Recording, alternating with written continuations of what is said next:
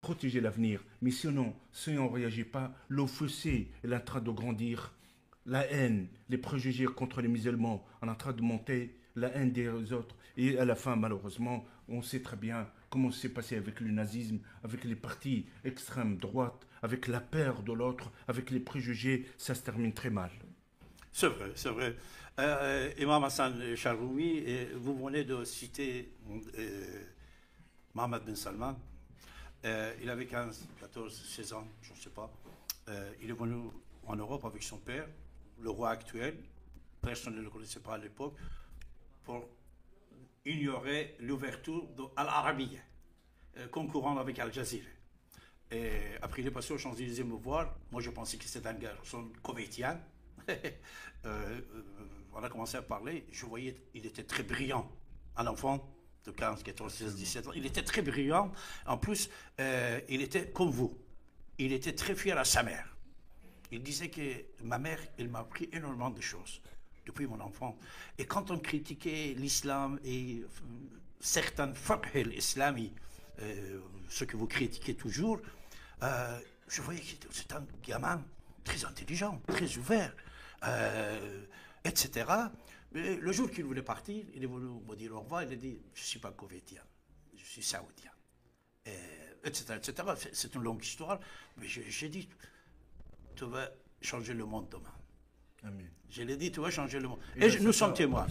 Un jour, quand à l'Arabie, ils sont venus me voir ici à Paris, Champs-Élysées, ils ont dit, ils ont un rapport également avec les relations actuelles dans le monde, qui ça, on va parler après. Ils m'ont dit, David, on vient de faire un reportage sur toi. À l'Arabie, il m'a fait ça. Je suis désolé, vous n'allez pas diffuser ce que je vais vous dire. Si vous êtes gardien du temple. Arabie Saoudite, c'est gardien. Il a dit non, non, non, on va le faire. Je vous assure, 2 ou 3 fois, ils ont venu l'équipe du Dubaï. Au départ, je ne pensais pas qu'ils vont le faire. Après, j'ai dit la condition.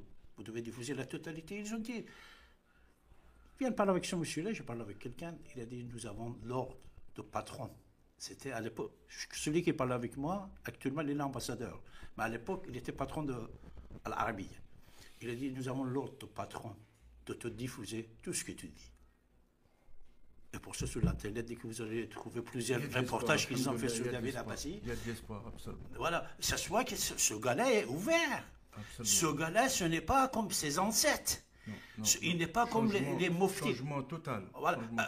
Adnan Khashoggi, je condamne, je soutiens. Mohammed Ben Zayed. Les Émirats arabes, ils ont joué un rôle énormément. Parce que Mohammed Ben Salman, quand il passe ses vacances, il était à Dubaï, à Abu Dhabi. Il était très proche des enfants de Cheikh Zayed. Vous savez, la ligne de Cheikh Zayed, l'ouverture, la tolérance, ils sont ouverts avec Israël. Vous avez à peu près 33 églises à Dubaï et à Abu Dhabi. Vous avez 4 synagogues, des temples, de tout, des bouddhistes, des baha'is, tout ce monde-là. Cette ligne des Émirats arabes, mais ils sont clairs vis-à-vis des frères musulmans. L'islam politique, ils négligent pas. Ils sont très stricts et fermes. Je pense que cette ligne, nous, les Européens, on a besoin. On a besoin de cette souveraineté. Oui, la liberté, elle a ses limites aussi.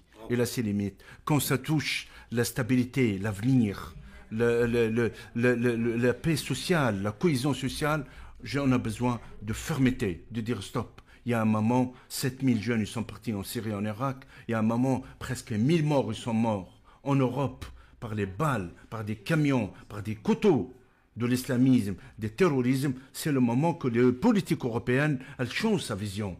De dire, on protège la liberté, mais en même temps, il y a des limites. Quand le patron de la Mecque et de Médine, il change l'opinion. Absolument, ils ont compris. On ne peut pas être royaliste plus que les rois. Vous ne pouvez pas, vous, les Européens, être musulmans plus que les musulmans. Non, il faut comprendre les jeux. On arrête ce discours victimaire. Nous, les musulmans en France, nous ne sommes pas des victimes.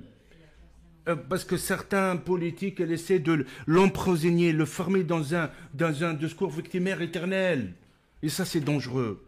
Il faut avoir le sens de la responsabilité. Il faut avoir le sens de devoir. De dire, j'ai des acquis, j'ai des choses en France. Et oui, il manque des choses, mais il faut le travailler ensemble. Il faut, sans responsabilité, on a besoin. Mais discours victimaire, celui de l'extrême gauche, et discours, malheureusement, de racisme, diabolisation de l'extrême droite, on n'en veut pas. Et merci, mon ami, pour votre invitation. On était tellement ravis, Maman Chargoumi. Il y a énormément d'appels, énormément de questions. On va dire à tous nos amis, prochaine fois, puisque Maman Chargoumi, on était ravis de vous recevoir. Je sais que vous avez d'autres rendez-vous. Merci